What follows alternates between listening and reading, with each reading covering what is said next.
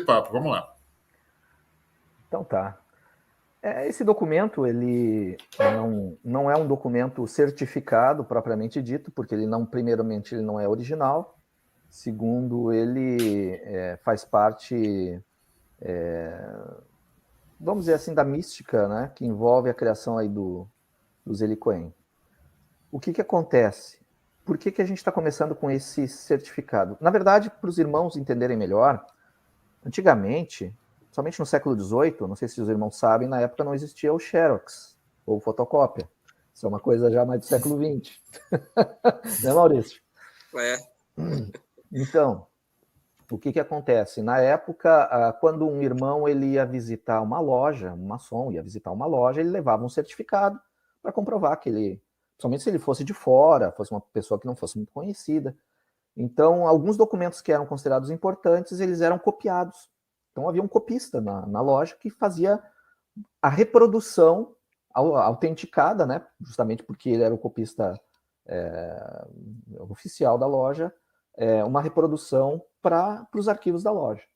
E foi encontrado em uma loja, então, esse certificado, que seria a reprodução do certificado utilizado por Martinez de Pasquali, o qual ele se apresentava às lojas quando ele fazia as visitas logo no início da sua aparição no século XVIII na França. Então, só para poder apresentar mais ou menos para os irmãos o que significa esse documento.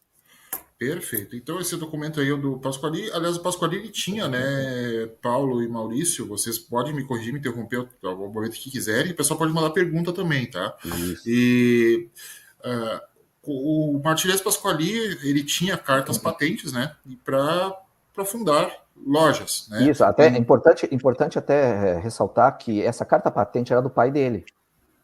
Uhum. E essa carta patente, que era do pai dele, foi herdada por ele, a qual também poderia ser transmitida ao seu filho mais velho por herança.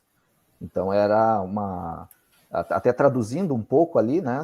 É difícil, é ruim de ler ali, né? Mas a tradução mais ou menos é assim: diz, as 4 portas do templo sendo abertas pelo poder do grande arquiteto, é o que começa ali em cima, né?